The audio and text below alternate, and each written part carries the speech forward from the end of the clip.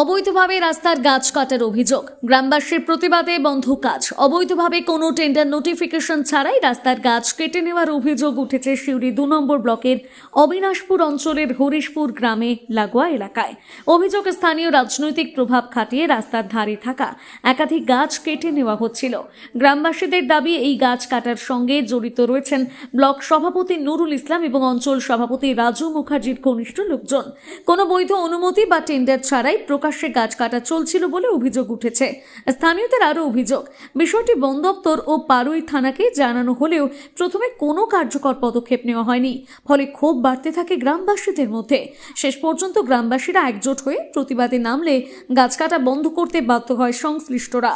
এই ঘটনাকে কেন্দ্র করে এলাকায় উত্তেজনা ছড়ায়। প্রশাসনের তরফে এখনো পর্যন্ত এই বিষয়ে কোনো লিখিত প্রতিক্রিয়া পাওয়া যায়নি।